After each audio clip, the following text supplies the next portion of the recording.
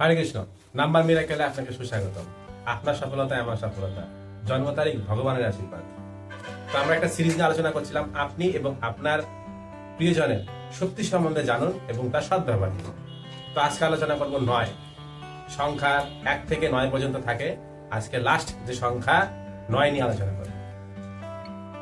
নিউমোলজিতে বলা হচ্ছে 1 থেকে 8 সংখ্যা একদিকে আর 9 সংখ্যাটা একদিকে। 9 সংখ্যা এত গুরুত্বপূর্ণ। কেন গুরুত্বপূর্ণ? 1 হলো রাজা সূর্য, 9 হলো মঙ্গল সেনাপতি। রাজা কিন্তু সেনাপতি ছাড়া রাজ্য পরিচালনা করতে পারে না, তাই সেনাপতি দেখুন কত গুরুত্বপূর্ণ। এবং এই 9 সংখ্যাটা বলা হয় হনুমানের সংখ্যা।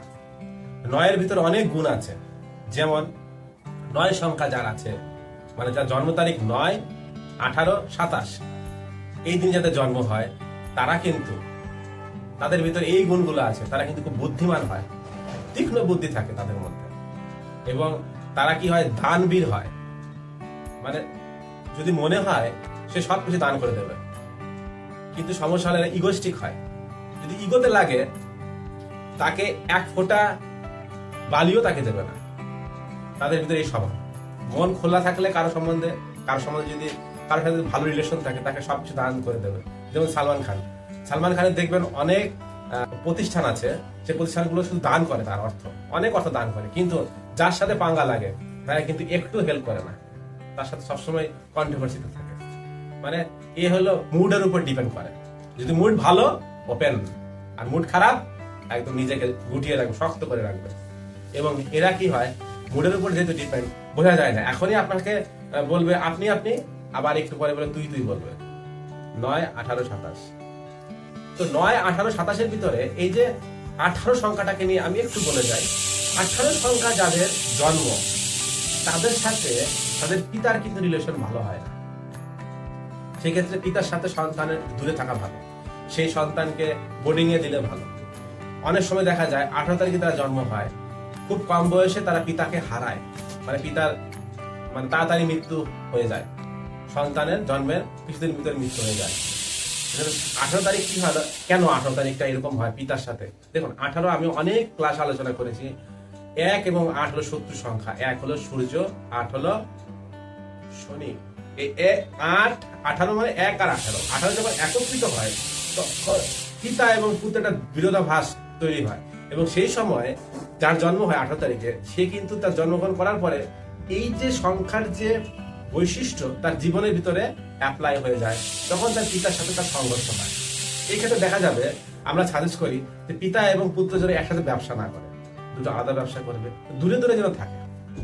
হিউম্যানিটেরিয়ান হয়। হিউম্যানিটেরিয়ান মানে কি? মানবতা। এরা কিন্তু বিভিন্ন ধরনের যে সংস্থাগুলো আছে, ফ্রিতে দান করে বাচ্চাদের, অসুস্থ ব্যক্তিদেরকে। অর্গানাইজেশন যেগুলো আছে, সেই অর্গানাইজেশন জিনিসগুলোতে তারা স্বেচ্ছাসেবক হিসেবে কাজ করে।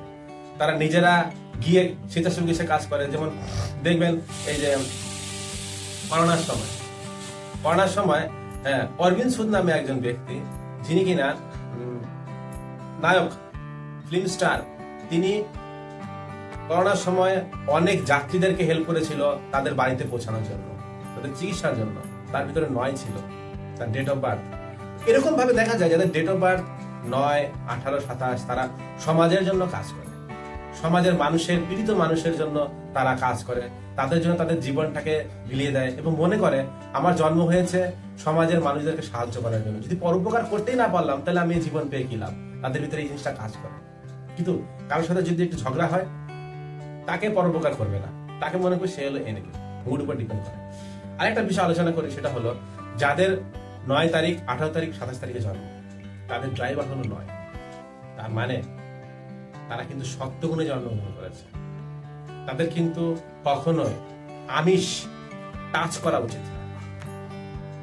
ভগবান তাকে আশীর্বাদ স্বরূপ 9 তারিখে জন্মগ্রহণ করেছে, মানে তাকে বলছে তুমি সমাজ সেবা করো এবং সত্যগুণে তোমার জন্ম হয়েছে, তুমি মানুষের জন্য বিভিন্ন ধরনের সাহায্যমূলক কর্ম করো। কিন্তু তুমি যদি সত্যগুণে হয়েছে, তুমি রাজস্বী এবং তমগুণ সম্পূর্ণ খাবার খেও না। মানে আমি বলতে চাইছি, আমি অনেক ভক্তদের দেখেছি যারা 9 তারিখে জন্ম, তারা ভক্ত হওয়ার পরে তাদের জীবনে সাকসেসটা বেশি পেয়েছে, ভক্ত হওয়ার আগে নয়। তার মানে ভক্ত হলে সে আমিষ খায় না। এই আমিষ টাচ করলে 9 যাদের জন্ম এবং 3 যাদের জন্ম, দুটো জিনিস, 9 এবং 3 যাদের জন্ম, আমিষ যদি টাচ করে, তাহলে তাদের সফলতা কিন্তু কমে যায়। কারণ তার জন্ম হয়েছে সত্যগুণে, যদি রজগুণে ত্রগুণে খাবার খায় তাহলে তার ভিতরে বিরোধাভাস তৈরি হয় এবং তার জীবনটা স্ট্রাগলময় হয়ে যায়। তো সেই জন্য যাদের 9 তারিখে জন্ম তারা অবশ্যই আমিষ খাবারকে প্রেফার করে। আর যারা ভক্ত তাদের তো শোনাই হয় না, তাদের তো কোনো চিন্তাই নেই, তারা শুদ্ধ সত্যগুণে আছে, তারা ভগবানের নিবেদিত প্রসাদ গ্রহণ করে, তাদের জন্য খুবই ভালো। এটা একটা রেমেডি। কিন্তু দেখুন আমার রেমেডিগুলো কিন্তু সহজ সরল সুলভ মূল্যে পাওয়া যায়।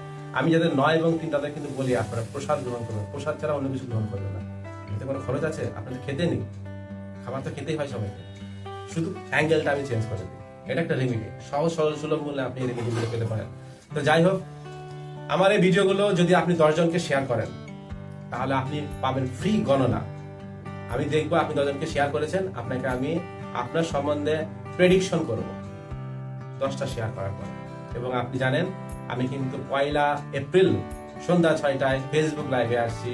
সেখানে আপনার জন্ম তারিখে 4 এবং 8 না থাকলে কি হতে পারে, আপনার জীবনে মিসিং হলে কি হতে পারে সেটা নিয়ে আলোচনা করবো। শুধু তাই নয়, প্রথম 5 জনের ডেট অফ বার্থে লাইভে তাদের সম্বন্ধে ফ্রি গণনা করব এবং 2টো করে ফ্রি রেমেডি প্রতিকার বলে দেবো, লাইভেই বলে দেবো।